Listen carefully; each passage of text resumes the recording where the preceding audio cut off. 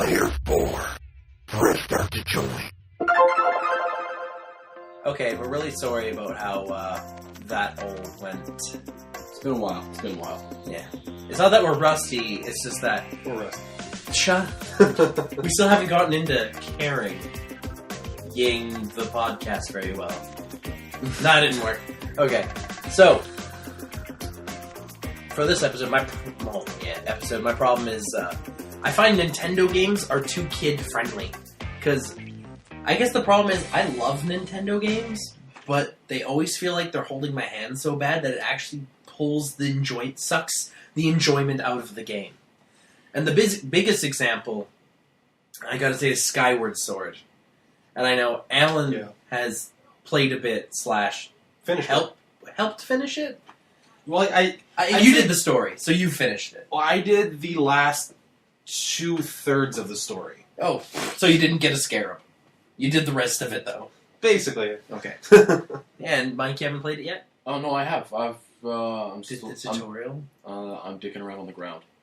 Oh, you got to the ground. Yeah. But isn't it so rough to get to that point? Yeah, actually it is. I kind of felt like I was doing the Kingdom Hearts thing again. You really get harassed with how to play the game while you're already playing the game. Yeah.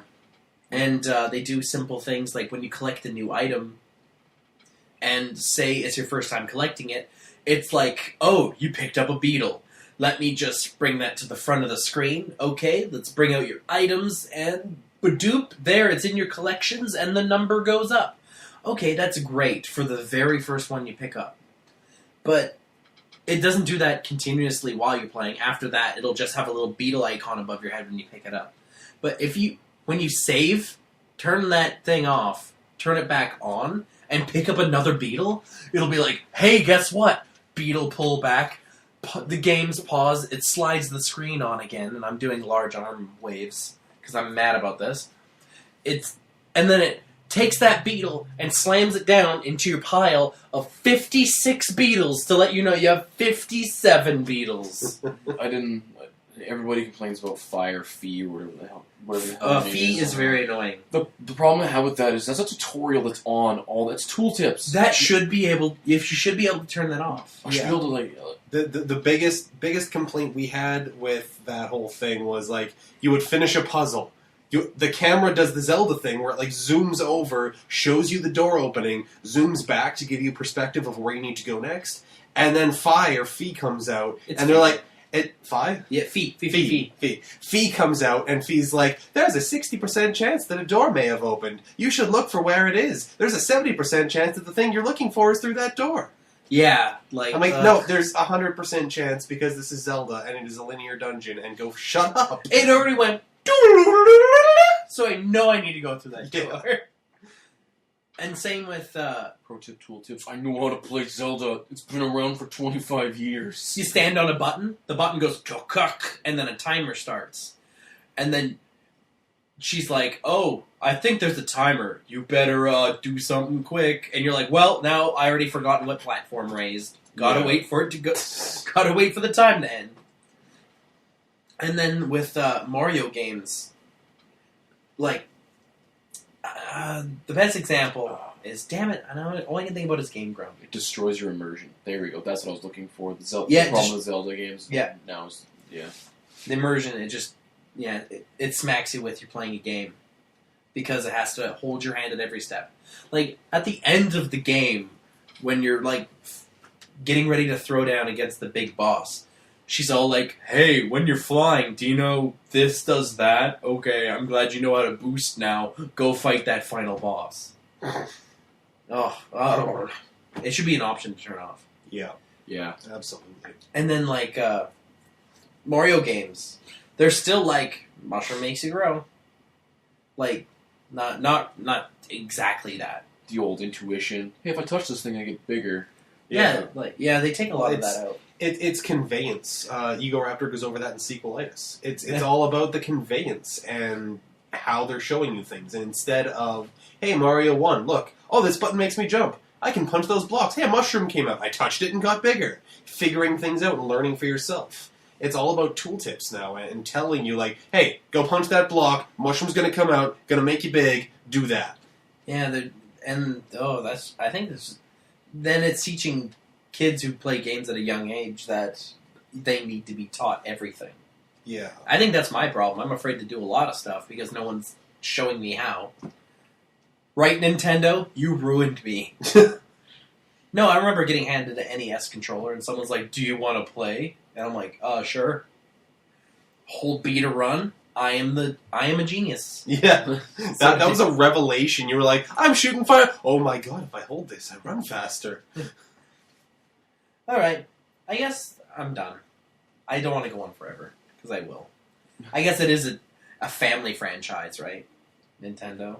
Yeah. Come on, Nintendo. Well, they have to... Give me a Wii U, Nintendo. Sponsor, please.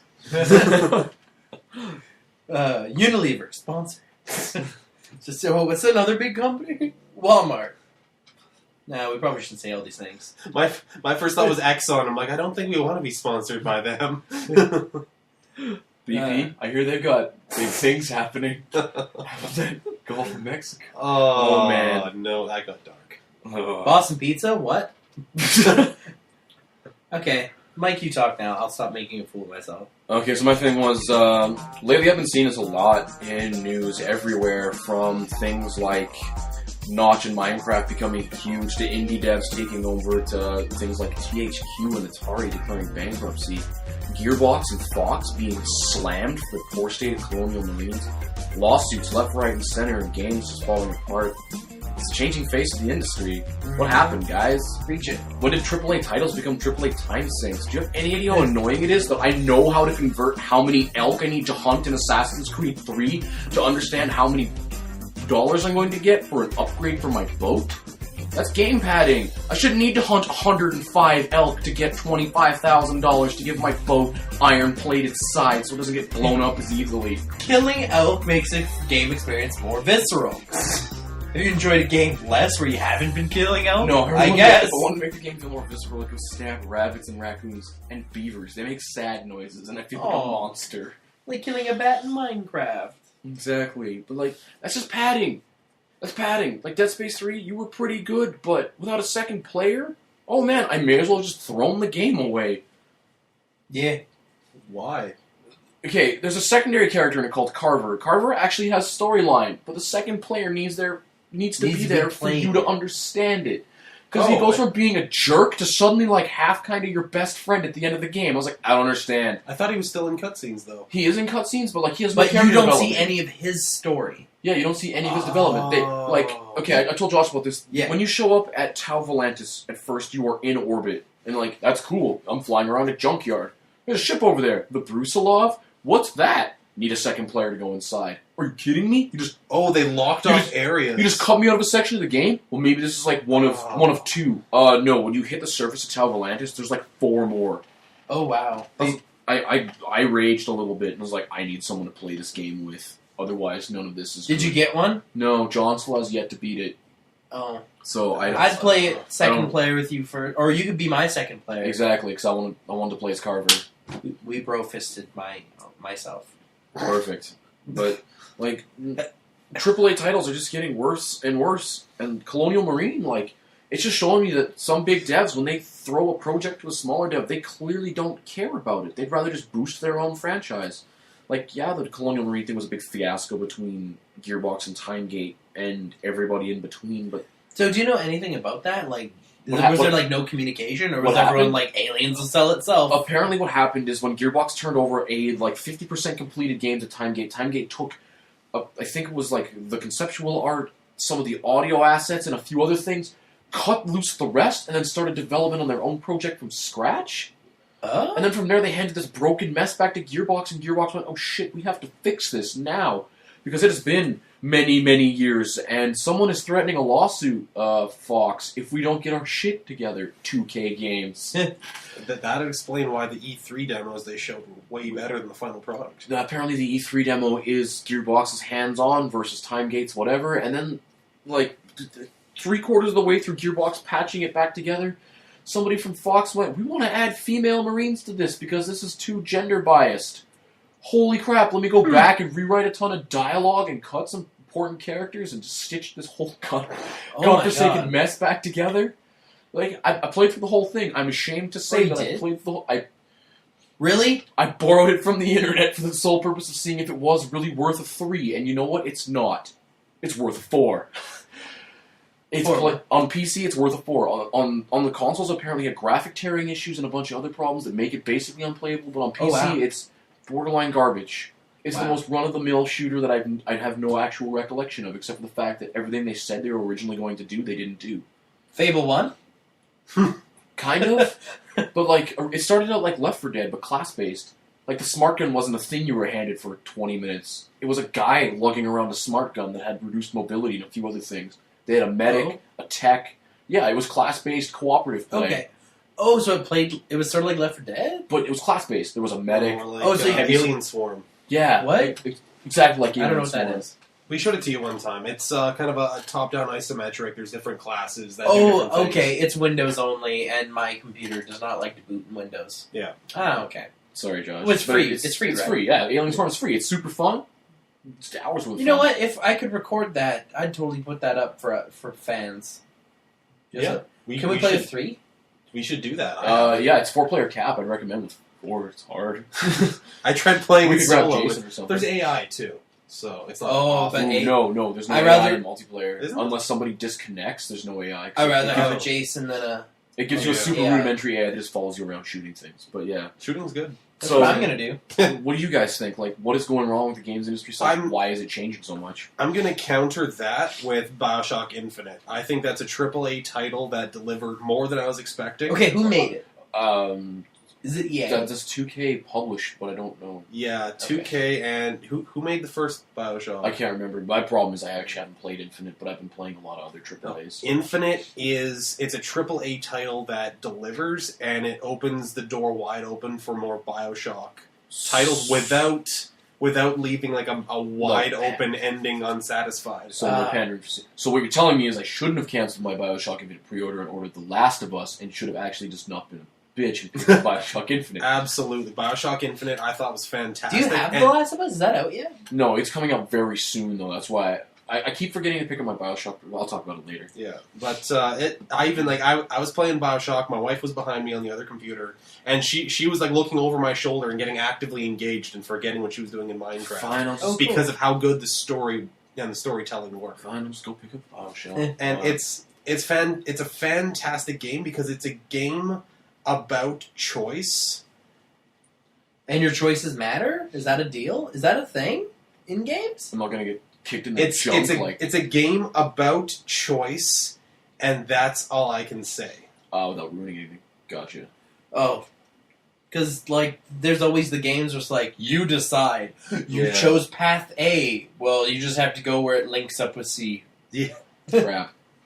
Same with B. And C's a straight Yeah, line. like the Walking Dead game by Telltale Games. That is a game in which your choices do not matter. You always end up with the same ending. The only difference what- is at the end of each episode, you see this percentage of people chose that choice you chose. Brutal. Yeah, you end up in the same place either way. Because people I heard talking about it said they loved the choices and then it doesn't matter? Well, In the and end? if you go back and say, like, I'm going to play this with different choices, you end up in the same goddamn place. Maybe a couple of the faces are different, but it's the exact same thing. Oh, so you're basically just saving characters. Well, that's some of the choices. That seems Yeah, easy. it's a really I guess good... that'd be really hard to, It's yeah. It's a really good game if you play it once. Because it's phenomenal, and it makes you feel like you're changing things. Don't go back and verify. Yeah, okay. Gotcha. I gotta say, maybe the big wigs, or the big game makers, they probably just want to turn out more of a profit. Oh, absolutely. Well, I got proof of that. Yeah. Ubisoft an AC4 less than a year after Assassin's Creed 3 came Yeah. out. The Assassin's Creeds are like a big example since they started making them they were yearly titles, right? They were every like 3 years, and then they became biannual, so like every 2 years, and now they're every year. That's brutal. But with an indie developer, if they get a Kickstarter, and they have to be good. They have to have a fun game that you want to play. Oh man, I can wait for Drifter to come out. Drifter. Guys, I'm going to sneeze. Stop talking. Fuck, it went away. I'm keeping that. Perfect. Okay, so I guess that's the end of my thing. I mean, like, the games industry is changing, and no matter what, but it's just really weird for me to see big guys like THQ get crushed and have to sell off all their IP. Like, The sneeze is taunting me. Sega now owns all of the Warhammer franchises. That's weird for me. We'll just repeat it, and I'll take out the sneeze. Yeah. Just wherever it interrupts. Okay, so Is that like the Jaws theme in the background whenever I'm quiet and a bunch of sneeze? That's amazing! Done. In fact, you've heard it twice. Ray post-production. Sorry, did you finish talking? Yeah, I guess I'm done. Okay. I got nothing else. Wow, Alan, that's pretty rude. I was busy trying not to sneeze. I thought you were trying to sneeze so you can get it away, get it done with. Either? Fine. Yes, so my topic, Droid versus iOS, or iPhone for people who don't know what iOS is. This is one kind of off the cuff. It wasn't my planned topic, but I'm a Mac user at home, but I've got a gaming PC. So I'm like iPad, iPhone, and then recently I've been setting up Nexus 7 at work. And the hardware polish wise, it feels a little thrown together. It's nice and light though. I do like using it. They are like what do you mean, like light, fast running, or like not a heavy device? But it's because the iPad is aluminum and glass. The Nexus 7 is rubber and plastic. Yeah, that I do like my Droid for being lighter Yeah. physically. Oh yeah, it's lighter. It's nice to hold and to use. And I definitely see the appeal of Android because you can do anything. Like I was like, oh, I'll install Kindle. Oh, I want to have something like the Google Play Store for all my books. I'll go into the Google App Store. The Play Store. The Play Store. I said that already. Go into the Play Store and it's like, I'll get a Kindle widget. I'm like, oh, there's no official Widgets Kindle are widget. great. But anyone can make a widget that accesses any of your data because it is so open. I'm like, Yep. That's amazing. That's super cool. I wish I could do that on iPhone. Oh, fuck, my launcher crashed. Yeah. And that was after less than a day of using. That was after installing, 5 apps? Mine's getting pretty old, and she's hurting. And it's a phenomenal ecosystem in which you can do anything. You can make your device do anything. But that's the problem. Because it can do Breaking anything, is part of anything. breaking is one of anything. Viruses are one of anything. I was like, this is the old Mac versus PC debate. Pretty I can do much. anything so long as no one decides to make something malicious to come after me with. No, it's not Mac versus PC. It's really iOS versus Android because Mac and PC are both things you can install. And like Mac and PC, you can install anything on either one as long as it's coded for I respective platform. And with Intel, that's even more true nowadays. But with iOS, it's so locked down. You can only have apps unless you jailbreak. I'm talking from a pure point of view. You can only have apps approved by the App Store. You can only do specific things, and you can only install specific versions. But it will always work. We're talking, off the shelf without modifying. Yeah, you can all your They're phone, way more stable. your iPhone, your phone will always work, but you can't necessarily have phone calls going to some random third-party device, going to a headset to walk around your house with. But your Android, you could do that. You could wire your Android into your entire house and have your whole thing running on Linux. But you could get a text and have your app crash. It's a trade-off. You could a guy I work with, he almost missed the birth of his son because the phone app in his phone crashed. Yeah, that happens a lot to my phone. It's brutal stuff, but it's the trade-off. You can do anything, but anything can be done. Whereas the iPhone, you can't do anything, but you can always do the core things. Yeah. So it's I can't say for sure which one I like. Stability or freedom, I guess. Basically, and personally, I'm keeping my iPad as my main device and not switching over to this Nexus 7 just because I'm already Nexus 7's a tablet? Oh, it's a 7-inch tablet. Yeah. So that's why it's nice and light and easy to use. Okay. It's good for books and that kind of thing. But I'm keeping my iPad as my primary device for like comics and books and all that kind of stuff as well. Just because I'm in the Apple ecosystem. And I've got all my stuff there. I've got it set up exactly how I like. I've got the apps I like. I paid for the apps I like. Yep.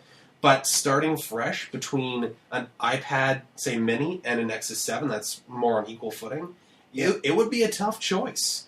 So if you never owned either, you're not in the ecosystem. You haven't already spent money on the Play Store. Yeah, it would be a really difficult choice because it's the choice between having widgets and doing anything. And maybe iOS 7 will address some of this, but iOS is really locked down. It's a grid of apps, and that's all you get. Yep, the grid. And say like Android, you can have on the Facebook app the talking heads feature that they added, where when you're doing the you can have Facebook Home, where it integrates the talking heads into your text messages and your phone calls. And your Facebook Home is a new launcher. And it can do all that kind of stuff. Is that the Facebook phone? No, it's a thing for Android that you can have. And because Android, anything can talk to anything, you can do that shit. Whereas with iPhone, unless you jailbreak, the only place you get talking heads is when you have the Facebook thing open, and it cannot touch your text messages, your phone calls, anything. This might affect how I feel. What is talking heads? Oh, it's basically when you're having a chat on Facebook, The messages system? it pops up little circles with portraits of the people in the conversation. Oh. And you can kind of move them around on your screen. What's this? And having that kind of thing. I haven't seen that, but Oh, it's it's when you're in your Facebook app, you got the conversations with bubbles with portraits in there. okay. And so with Facebook Home, you can have that integrated into your main screen phone. Yeah, That's pretty cool. because everything is open, you can do anything. But it Lockdown. Yeah, see, I've never ventured over the Droid side, but I always kind of want to because I like the idea of being able to do whatever I feel like. I love the idea of being able to do whatever I feel like, but then I'm sitting there, my launcher crashed, and then the other software experience isn't that good either. Like I tap on the Google search bar at the top. I'm like, okay, I'll tap on this and start typing, and then the search app opens, but the keyboard doesn't pop up.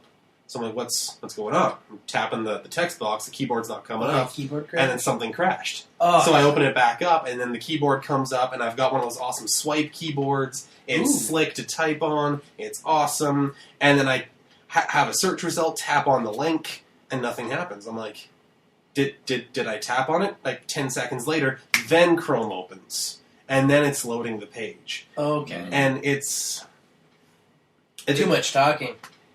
Yeah, everything can talk to anything, and it's not optimized at all. Rough. That is Bud Ruffy. And that's what it comes down to, is optimization. Android can't optimize because they can do anything. iPhone, it's so locked down, they can always have good performance because they can say, you know what, no, you don't get that version of operating system. You don't get these apps. Yeah. And then also, when it comes to that control, not only on the device, but they have total control over the store. If you make an app, and they like your idea of an app, they're allowed to make a competing app and bump yours to whatever result they want. Well, they can have you come up last. The results are actually based on popularity. Oh, they don't manipulate the store like that, but they will say sponsor themselves and put it on top. No, not necessarily. Like they'll have when you first open the app store, they'll have editor's choice and that kind of stuff. Oh, but editor's choice. Okay. Yeah, that's the promoted ones. But that's iWork is never in editor's choice. Editor's choice is good apps that they've seen that they're kind of curating the store with. But what they can do is if you submit an app to say, let's say this is back before iMessage came out, and there was a bunch of apps out there WhatsApp. Oh, I think it's called WhatsApp, where it was a data using messaging app that's cross-platform, and then Apple's just you know what's cool is instead of texting, using data to send these messages, let's put that into iMessage. Done. And then they'll take ideas from the App Store and add it to the operating system. Or they it kind of makes it a better operating system, but still you're losing ideas. It makes it a better operating system, but they've also done things there have been apps in the past that look at your apps and make recommendations based on them of new apps that you want. But lately, after the App Store Genius came out, Apple's version of it. They're Oh, like, yeah. you know what? No, you guys, you can't have functionality that repeats things that the OS already does. Oh. So these established apps, they're saying, no, you're not approved for the App Store anymore because we're doing that now. That's our thing. That's a pain. So it's, yeah, I mean, your phone's always going to work as a phone, but is it always the phone that you want? That's up to you to decide. No, you can't have a slingshot catapult physics-based game. It's built in. Wait for it, it might happen. Ugh. I'm thinking about an iPhone brand, Angry Birds. Ugh. Well, they've got that. That game's so bloated. They've It's got the same Angry Birds thing. Social now. The fuck is that? Is that like... Angry Birds Social is basically every week or day or whatever, there's new challenges, and then it links up with your Facebook account, and you can compete with your friends for best scores on these levels. That's ridiculous. Exact same game. Oh, yes. This Flash game has gone too far. Shut it down. Shut it down. Okay, so... We got a player 4 question. No last names? No last names? Yeah, no last names. Okay, so... Joe... Short for... Short for Just Joe. Okay. Just fucking Joe. Whoa. Okay, so Joe says, "Do you ever feel embarrassed by a game you like, so as to never mention it when people ask?"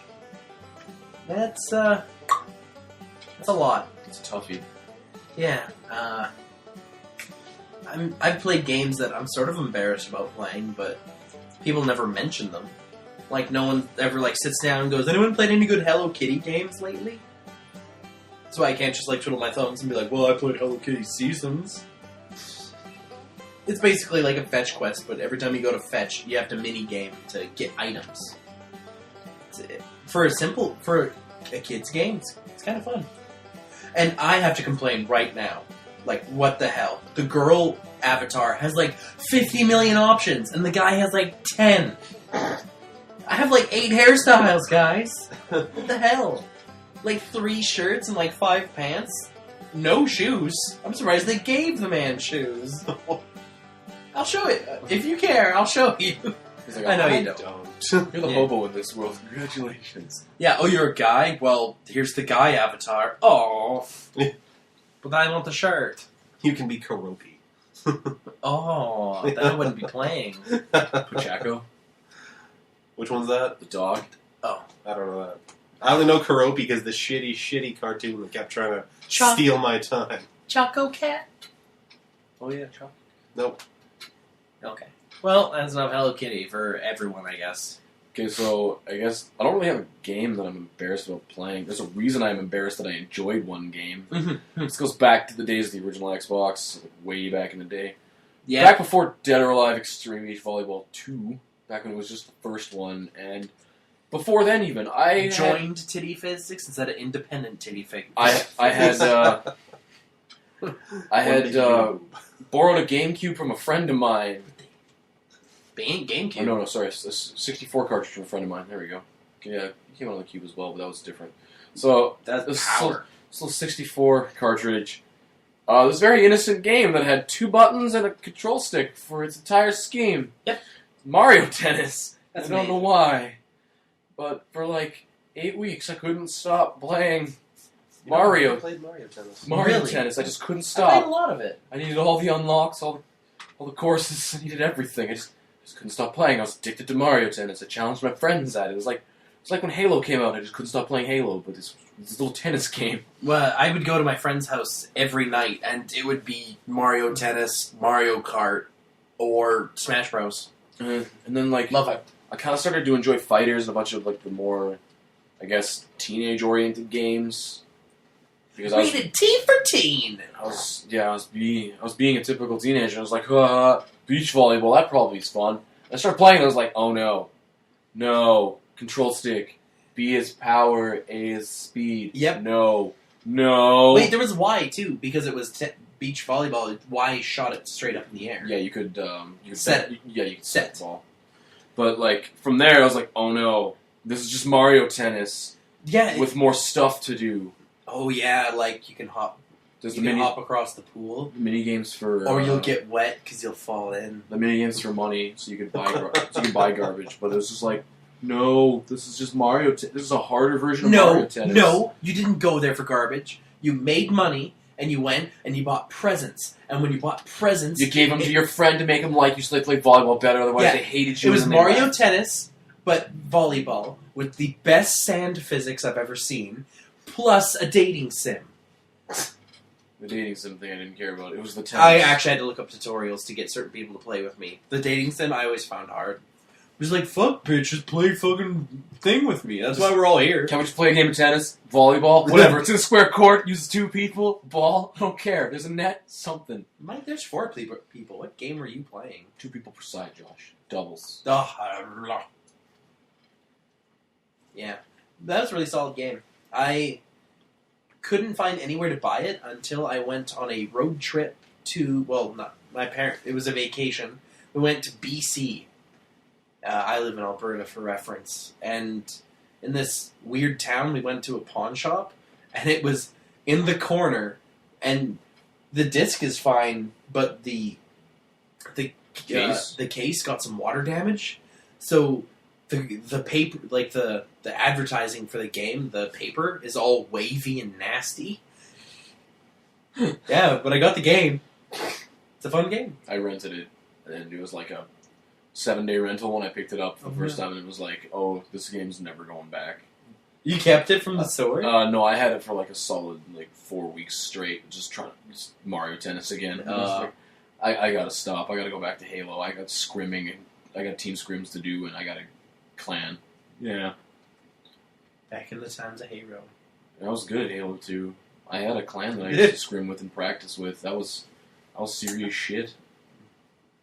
Serious As far as, business. serious as competing locally for money and stuff can get for games, but Serious enough, I made money, I guess. yeah. Alright. Well, I've been spending this time racking my brain, and I honestly can't think of a non-porn game that I'm embarrassed by. So I'm going to go with one that is Don't Talk About Much and Earthworm Jim for the PC. Oh, it's just when you don't talk about it a lot? Yeah, it's an awesome game. So it's like on every computer you buy? Or Oh no, I haven't played it in years. Oh. It was an amazing game back in the day. I played it for Sega. It's actually weird being a PC gamer. I got this weird perspective where I just walk into a store and everybody just doesn't understand. Don't be so quiet. You don't have to speak up. I didn't know they made Earthworm Jim for the PC, so I had this weird perspective as a PC gamer where nobody understands me, and now I'm not understanding somebody else. This is weird for me. Yeah, it was the best Christmas ever. I got Monster Truck Jim and Earthworm Jim. What? Yeah. I wasn't allowed was- computer games, because computer games gave your computer viruses. Actually, we had that talk a lot. Mike, what'd you do to the computer? You Nothing. installing your games? Yes, because Command & Conquer Red Alert will totally give the computer a virus. Counter-Strike. Now, that one had ants in it. Oh, man. Well, The Secret. Was that Counter-Strike? Or Come on. I Aftermath? don't know what you're talking No, about. it was Counter-Strike. Was Counter-Strike? Yeah, because Aftermath gave you the nuke trucks. Oh, yeah. Yeah, Counter-Strike, you gotta hold Alt and click the speaker. See, there's this little teeny tiny speaker next to the thing. Well, it integrated with the UI. Like, it was part of the menu, but if you alt-clicked it, I think if you beat the story mode, it's like, want a challenge? Alt-click the speaker in the menu. And you're like, what the fuck? And then you start playing, and then it's like, here they come. And you're like, here what comes? And giant ants start attacking you. Oh, And it's the red ones breathe fire. Like EDF. Yeah, it's just like EDF. But just ants. There was no... you didn't get spiders. But that was pretty cool for, I guess, a sort of real... I don't know. But, Earth-based RTS. Yeah. That sounds pretty awesome. So... So explain Earthworm Jim for the PC for me, please, because this is still a thing that I don't understand. Well, it's the same Oh, game. you've that never was- heard of Earthworm Jim ever? It's the same game that was for the Sega and the Okay. Super Nintendo. Okay, So, I played the SNES one, but Yeah. I didn't know that they made it on PC. Oh yeah, and it was just WASD click to shoot. Wow, I'm just blown Yeah, here. space to jump. And yeah, basically the only difference was that the song, the background tracks, instead of really shitty MIDI, it was actually full quality MP3s. Cool. So there's one level where you're basically in hell, and there's Night on the Bare Mountain playing in the background. And I finally tracked that song down after, because every time I listen to that song, I flashbacks to jumping around in this hellscape, like worm slinging my way across gaps with these flame gouts flying out everywhere. And yeah, the only one I could find on YouTube was that shitty MIDI version from Sega. Huh. But yeah, it was good stuff. And there's one level, looking back, it was hilarious, because the level, I always thought it was called Onandanandan. Oh. But what it's actually called was On and On and On. Oh. Yeah. But So that's just kind of I never get those things, so. That's Also, neat. I was like 5 at the time. if 5? You're playing computer games at 5? not. I think it was before the divorce, so yeah, around 5. Man, I got to play DN 3D when it came out. What's that? Duke Nukem 3D. Oh. Like, when it came out without... Like, it had parental control options. That was not on. Oh yeah, back in Mike the day. set we his had, own Wolfenstein rules. computer and I stuff. set my own bedtime. Well, my dad just let me play computer games. Yeah. It's like, whatever he doesn't understand. He's, like... Jesus, 95? 7. Yeah. Yeah, that's pretty good. We're back. That happened. So we're gonna ask you the question. I'm gonna post it. I'm gonna post the question before we actually post this episode. Nah, I'll wait. But the question is, if you could pilot any robot, which one would it be? And Alan, this is a genius question. I'm Yeah. sad. There's Any robot, any game, any movie, any continuity, any single robot. Doesn't matter if it's tiny, huge, whatever. I'm sad there's no, like, punny name for this. Oh, no punny alliteration this Nope, time. Just an nothing. awesome question. Frown. Just any robot, if you could pilot, like, if you need to do it remotely, get into it, become it, whatever. So, like even if it's sentient and you're Yeah. controlling it, Yes. You like Johnny 5? Pilot any robot. Huh. If you are the brain inside of any robot. Oh, cool. Yeah, think about that one, kiddies. This is a hard question for me as somebody who likes sci-fi as much as I do. Awesome. We like to break you. Tell.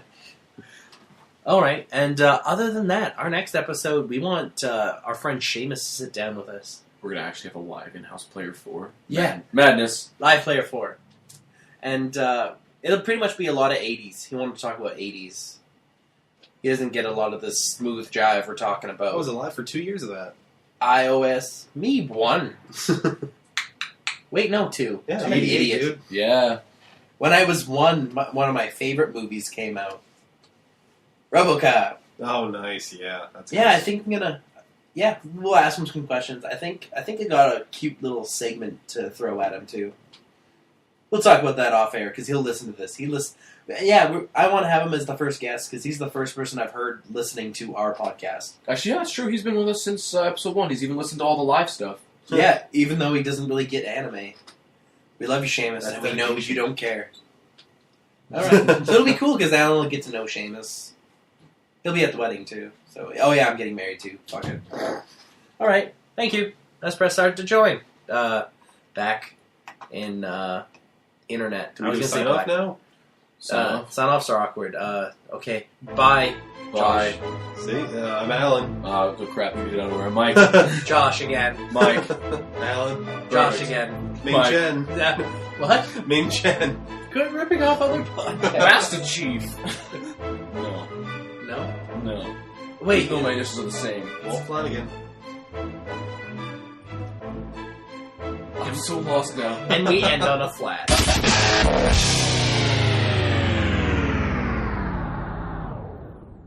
Host is disconnected from game.